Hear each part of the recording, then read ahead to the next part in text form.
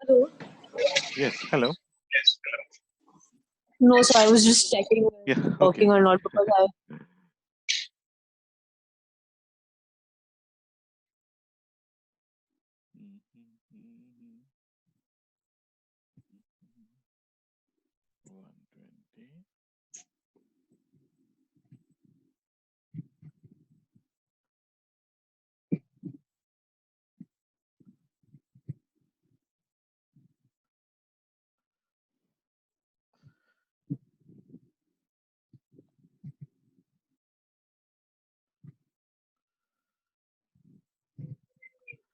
So I'll wait for 2-3 minutes and then start.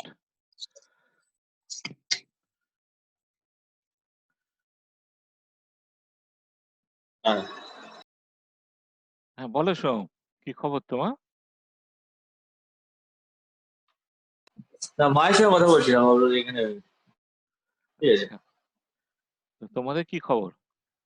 Lockdown চলছে? হ্যাঁ আছে তো, তো তুমি তো কোন পুলিশ অনেক আছে। আচ্ছা, কি চারদিকে পুলিশ দিয়েছে এত, অনেক ঝামেলা করেছে। তুমি কোনখানে থাকো? আমি বাড়িপুর। বারুইপুর? আচ্ছা, ওটা কি কন্টেনমেন্ট জোন? না না না, জানি না অবশ্য কে কার হয়েছে সেটা তো জানি না। হ্যাঁ এখানে এখন ব্যারিকেড কিছু দেয়নি, কে এখন নিয়ে বসে আছে তো কোনো ঠিক নেই। হ্যাঁ আমাদের তো রাস্তার ওপারেই হয়েছে, সিল করে দিয়েছে। আচ্ছা, ওরই হয়েছে। হ্যাঁ সব পাড়াতেই হয়েছে। এত হচ্ছে? হ্যাঁ হচ্ছে, একটা দুটো করে হচ্ছে।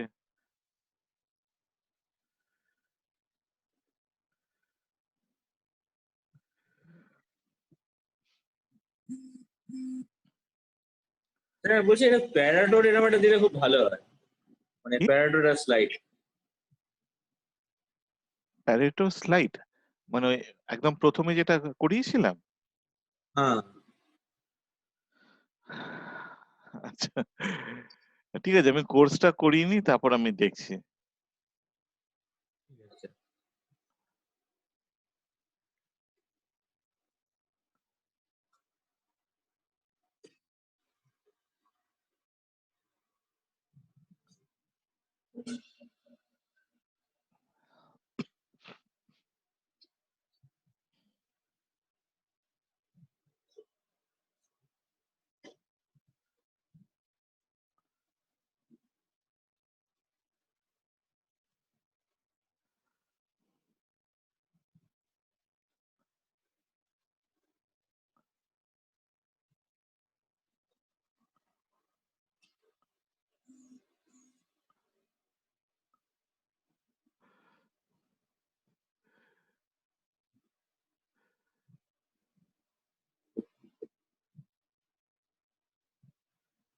তো তোমরা এটা দেখলে ইউটিউবে যে ওই বেড়ালদের নিয়ে গেছে অ্যাকুয়ারিয়ামে, অ্যাকুয়ারিয়ামে মাছ দেখাতে?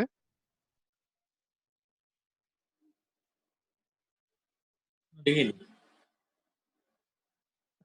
হ্যাঁ, এখন তো অ্যাকুয়ারিয়ামে এবার চিড়িয়াখানায় ভিড় হচ্ছে না, তো অন্যান্য জন্তু জানোয়ারকে নিয়ে যাচ্ছে।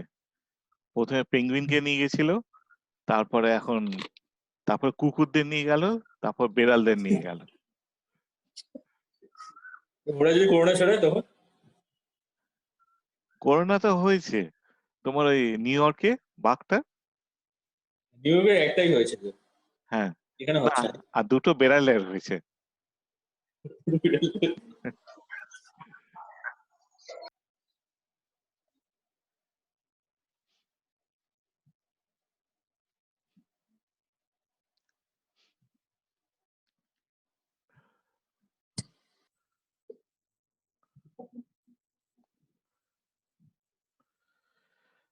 আচ্ছা, আমি তাহলে স্টার্ট করে দিচ্ছি, তারপরে যদি কেউ জয়েন করে তাহলে দেখা যাবে। আহ,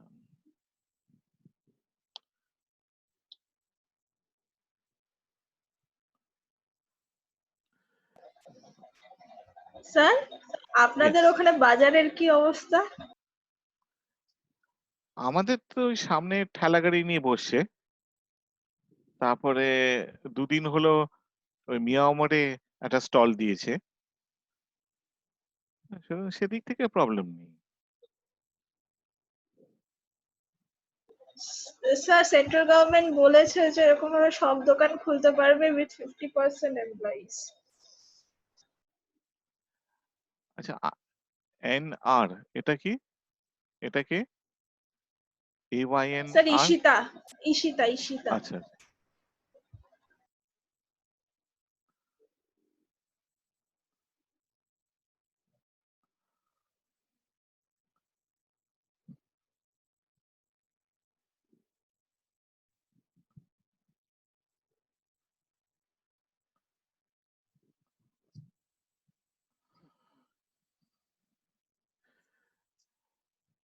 আচ্ছা। Can you see the slide? Yes, sir. Okay. Slide দেখা যাচ্ছে না। ওপেন Slide- হয়নি স্যার, স্লাইড দেখাচ্ছে স্লাইড না? ওপেন হয়নি। আচ্ছা, স্লাইড হয়নি।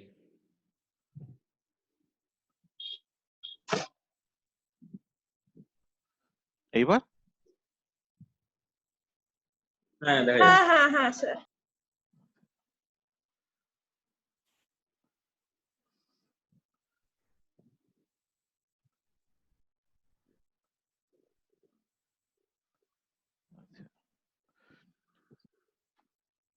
okay. So today I'll be covering the last module. This will be divided into two parts. Basically over here, what we are going to do is look into information. Now you'll recall that we had discussed two fundamental theorems of welfare economics.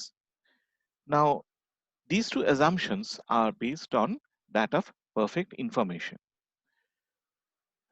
This assumption can be violated in three ways. One is that both parties lack information. Second is you can have uncertainty.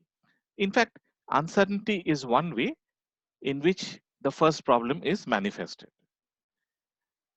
The problem that we are going to consider is that of information asymmetry. Here, one party has more information than the other party. So we have someone who is selling something or offering a service, and we have another person who is either hiring the service or buying the commodity, and the information which both parties possess is not the same. Now, what are examples of this? For instance, suppose I want to hire someone to look after my garden. So the point is, I have some applicants, but I don't know which of these applicants are really skillful gardeners. There's only one way to find out. I have to hire them, and then I'll see whether my garden flourishes or not. But a priori, I don't know whether they are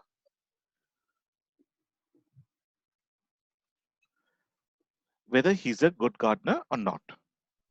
So I'll come into discuss some more examples of this later on. But if you have information asymmetry, then two types of problems can emerge: moral hazard and adverse selection. Today we will discuss moral hazard, and in the next class we will discuss adverse selection.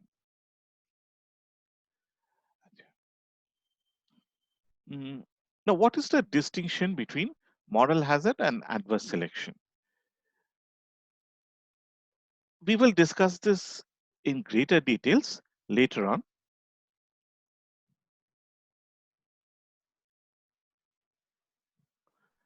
But at the moment, I'll give you an introduction to the difference between the two.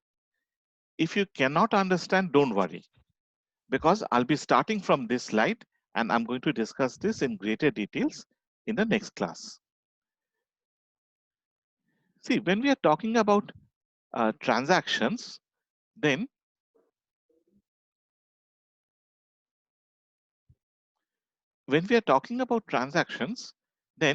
the most important thing is a contract. A contract is an agreement. So if I'm buying something, it is an agreement that a certain person who's a seller is going to supply me a certain item at a certain price on a certain date. So price, quantity, quality, and date, these are specified. Similarly, it can be a service. So I enter into a contract and I hire a gardener.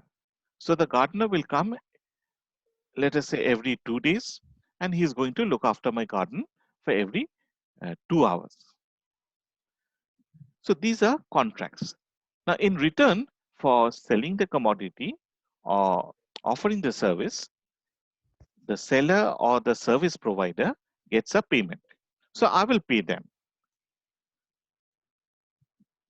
Now, once a contract is made, one party can exploit information asymmetry, and instead of doing what he's supposed to, he can say that he can cheat. That is, instead of working for, let us say, 2 hours, he works for only 90 minutes and then he runs off. Or instead of coming every second day, he absents himself. But he doesn't say that I'm absent.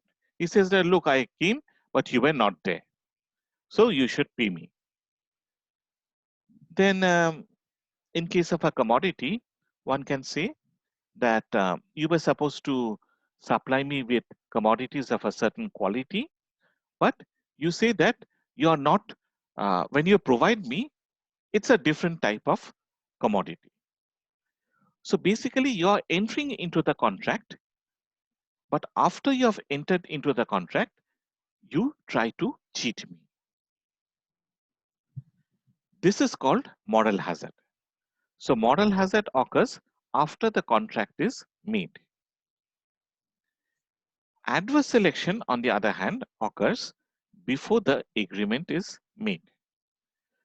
Here, when I ask someone to look after my garden, a person comes and he says, look, I'm an expert gardener.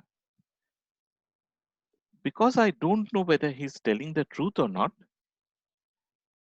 I either don't enter into a contract with him, or even if I enter into a contract, uh, I do not offer the full volume.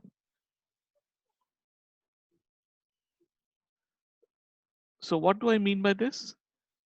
That is, suppose the garden requires that the gardener comes every second day. But because I feel that this person is not a skillful gardener, I hire him and tell him that, look, you come every 3 days or every 4 days.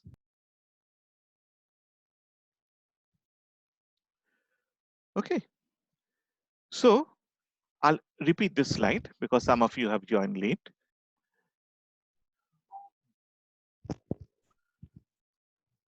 In today's lecture, we are going to focus on asymmetric information. So asymmetric information is a situation when one party has more information than the other party.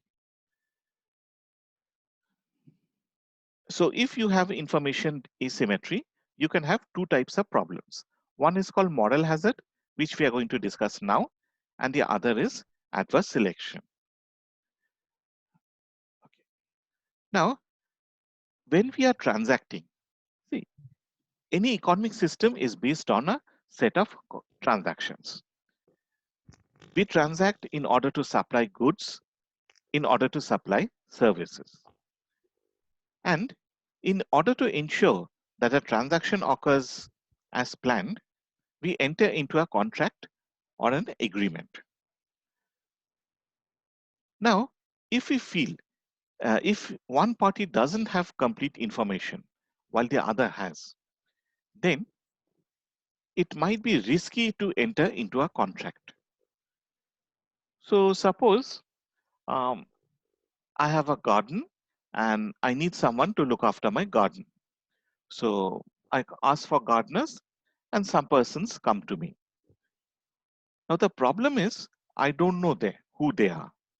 They claim they are expert gardeners and they themselves know whether they are really expert gardeners or not.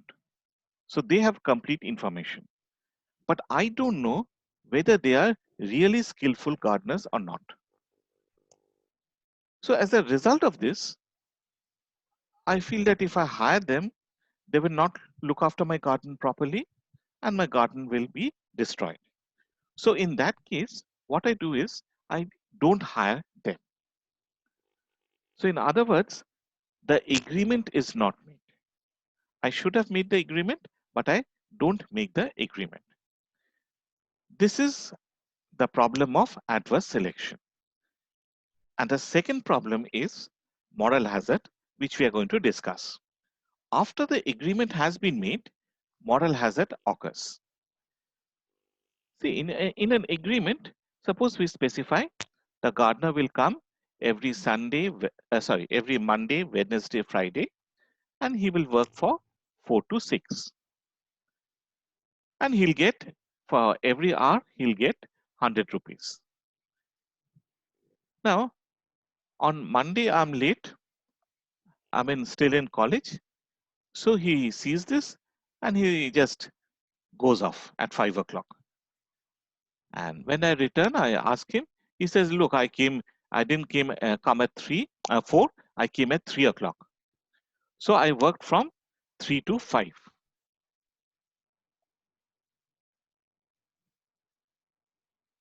So I worked for 2 hours and you should pay me 200 rupees. So he's taking advantage of my lack of knowledge. I don't know when he had actually come. I only know he had left at 5.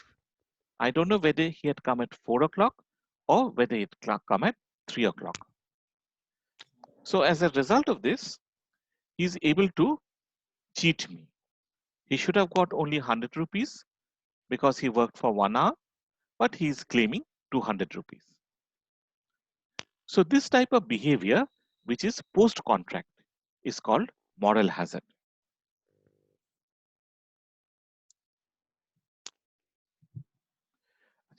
Is this clear, everyone?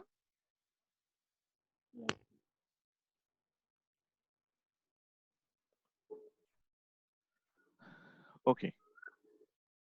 Now, I'm going to focus on moral hazard.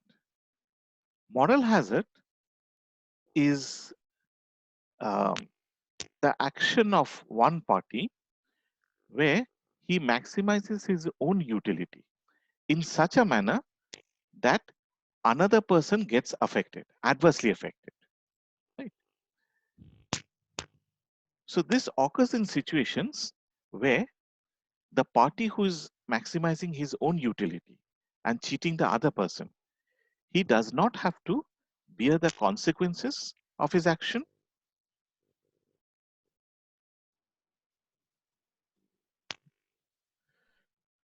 Where he doesn't have to bear the consequences of his action, or in neither does he enjoy the full benefits of his actions. So to some extent, the gardener did enjoy the full benefits. no. What happens is that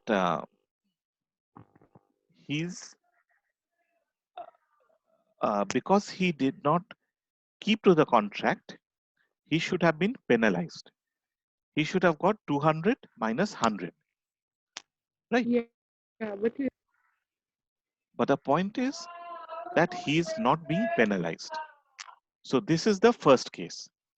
He does not bear the full consequences of his actions.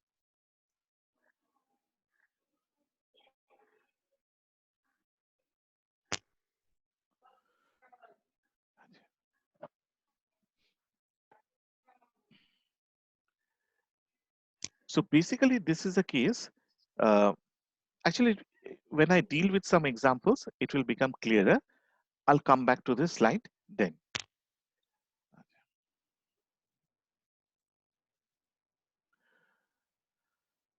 Now, one of the reasons why moral hazard occurs is asymmetric information. So suppose you have two agents who have struck a deal. So they have decided to offer a service. A offers a service to B. Now Kenneth argued that moral hazard can occur because one of these two persons may have some exclusive information. This can be of two types.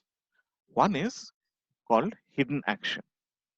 Hidden action is when you cannot observe the actions of a particular person. So I cannot observe the actions of the agent. See, 4 to 6, I'll be in university. So I don't know whether he's really coming or not, whether he's working or not, how long he's working, and so on. Right? So that means the actions of a worker cannot be monitored, or if I do monitor him, I have to install a, let's say, this camera and watch him. So I have to use technology to monitor him. The other type is hidden information. Here, the action can be observed, but we don't know whether the action is appropriate or not. This occurs in the case of specialized services. See, consider the case of a lawyer or physician. Okay, so you go to a physician, you're not feeling well, and he orders a large number of tests. Now, are all these tests relevant, or are only some of them relevant? Maybe. Okay, so this is the question that is important. See, unless you know medicine, you will not be able to assess whether his actions are really relevant to your disease or not. Similarly, for your lawyer, he will say that, look, you have to file these cases. You'll have to undertake these steps. But are all the steps relevant? Are they necessary? Again, if you don't know law, you won't be able to assess which of the steps that he's suggesting is really relevant and which he's suggesting merely to get extra income. For instance, if you remember that when you joined in presidency, you had to give an affidavit that you will not rag the kids and so on. I think all of you had to give this affidavit, right? Yes, yes. We have to do 5 actually. Yeah. So did you get it notarized? Or did you just submit a statement in a stamp paper? We got it notarized. It was notarized. Acha. Yes, sir. So in a notarized, I mean, in most cases, the notary will take a yellow file. He will put the paper over there. He will put a large number of seals and so on. Right. But actually, out of all these steps, most of them are not really necessary. What is actually supposed to do is put some notarial stamps, and he has a seal.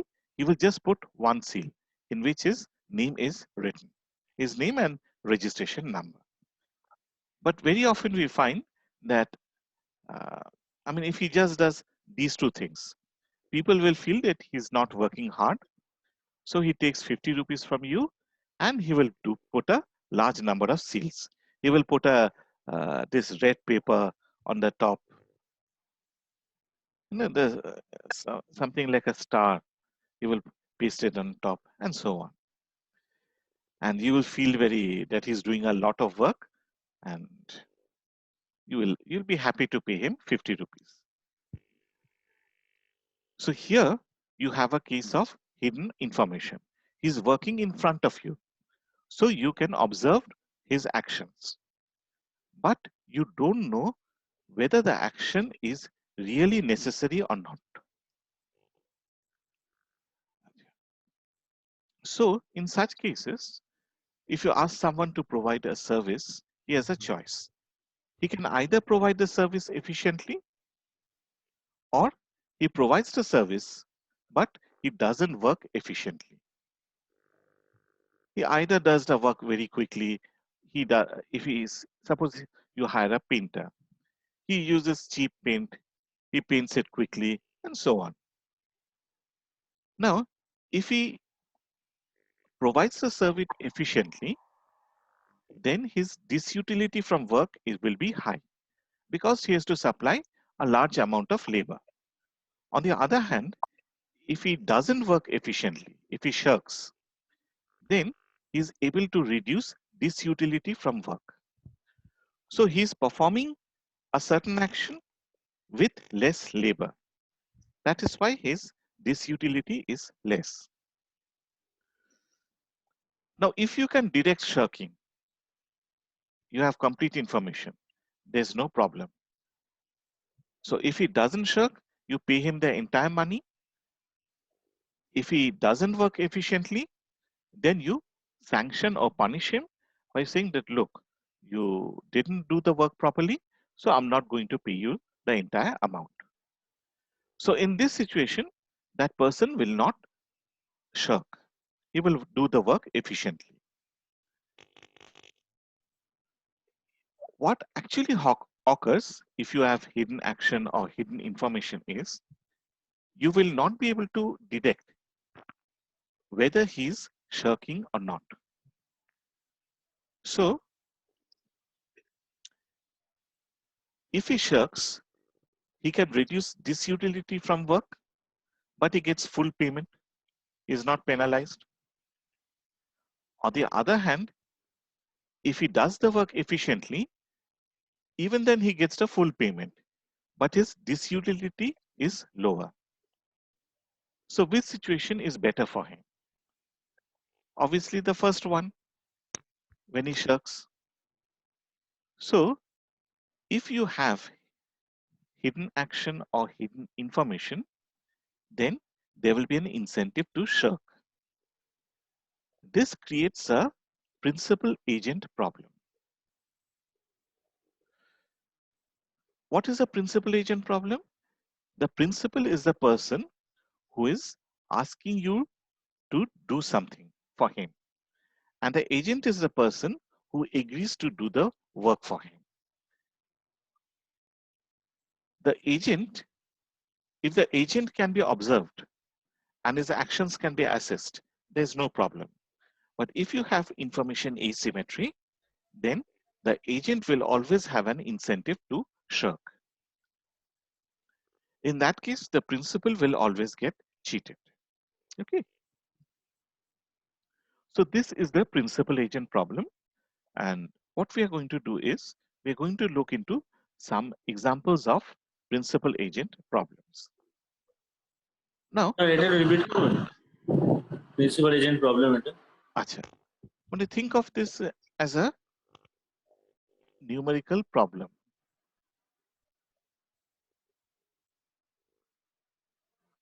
you have two options. You can do the work efficiently. In that case, you have a disutility, which is, let us say, 100, and your payment is, let us say, 500. So what is your net gain?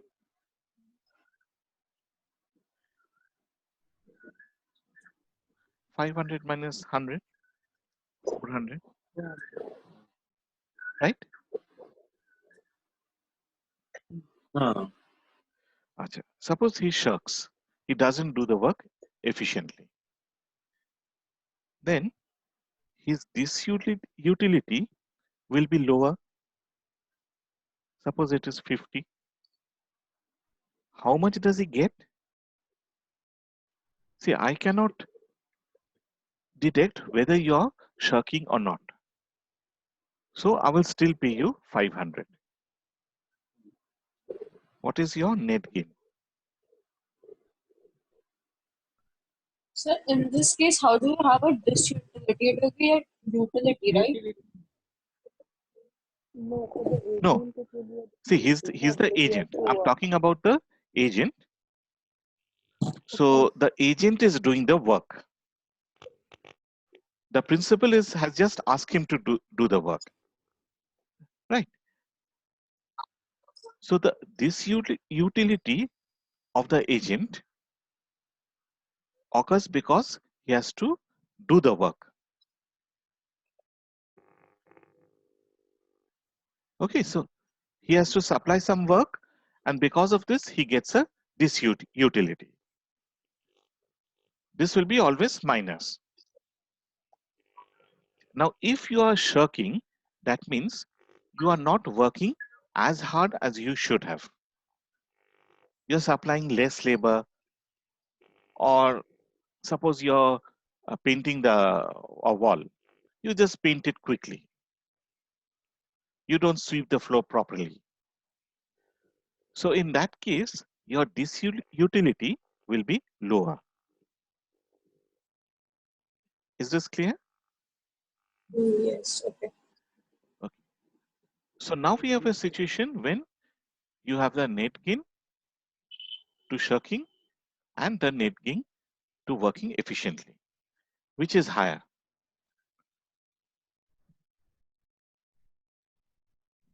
the net gain.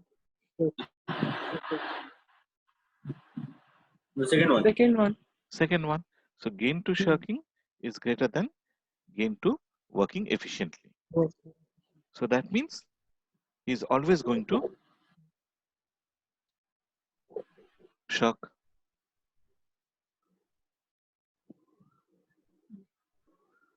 Right? The problem could have been solved if I knew that he was shirking. In that case, I would have said that, look, you have shirked. I know that you have shirked. So I'm going to pay you, let us say, 400. তাহলে কি হতো? এটা 400 হলে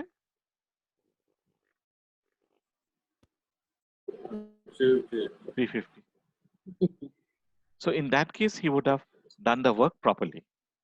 But because I'm unable to detect whether he's shirking or doing the work efficiently, I will always pay him 500. So if you go back,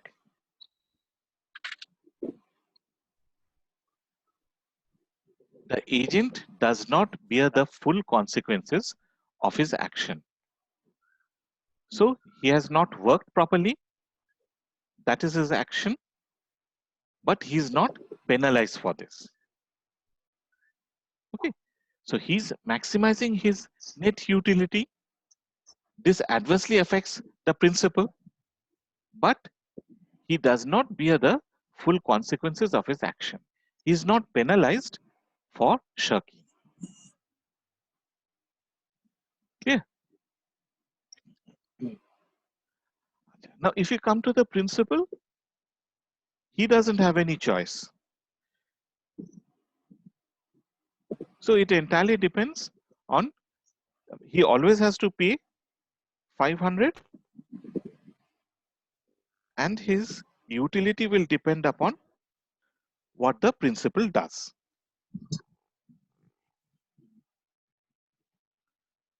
Right? So he doesn't have any choice. Sorry, your voice broke.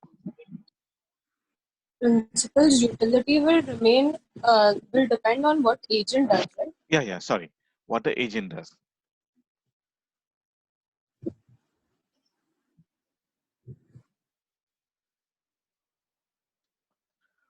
So if the agent shirks, he will get a utility of say 400.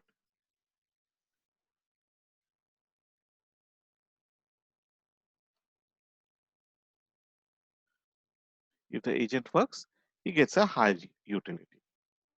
Something like this. Let's make it a bit higher. But he doesn't know whether this is happening or this is happening. He learns only a long period after. After the work has been done and the agent has gone back home. The contract has been finished. Okay. Now, the earlier statement of moral hazard was discussed by Adam Smith in obviously the Wealth of Nation. So this is a bit complicated definition, but what is interesting is something of this sort has occurred several times. It occurred during the Great Depression. It occurred during the subprime crisis in 2008. And in the example that I'm going to consider, it also occurred in 1998, late 90s, what was known as the East Asian crisis. So in the late 1998, what happened was that I don't remember the details, but basically what happened was that Thailand, Indonesia, Malaysia, South Korea, possibly Japan, all these countries, the banks in all these countries failed, and the exchange rates of the currencies of all these countries went down. So in order to understand the East Asian crisis, several models were offered, and one important model was, which was built by Krugman, was based on moral hazard. Now my discussion is based on a lecture which was given by Mihir Rokit at that time. Now before going into the explanation, you have to know two things. First is, what is limited liability and what is unlimited liability. See, what happens is, you go to the bank and keep your money, and the bank pays you an interest rate. Now, the bank takes your money and it invests it, and it gets a higher return. So suppose the bank gets an interest of 10%, the bank will pay you 5%. Now suppose the bank fails. In that case, what happens? If you have unlimited liability, it means that first all the assets will be liquidated, and the bank will first repay all the account holders. After repaying, if there's any money left, so that you have suppose invested 1,000 rupees, but the bank has paid you only 900. In that case, the bank manager will be personally liable. So the deficit will have to be met by the bank manager, or rather the bank owner. In case of limited liability, if the banks failed, then the manager or owner is not personally liable. Whatever money is left with the bank, you get a share. But if you have invested more, you lose that amount of money. So if you have invested 1,000 rupees and the bank has 1,000, you are lucky. If you have invested 1,000, but the bank has only 800, you get back only 800 under limited liability. Under unlimited liability, the bank manager will pay you the deficit of 200. Okay, if you have any problem, we'll discuss this in this second class. I'm breaking off now.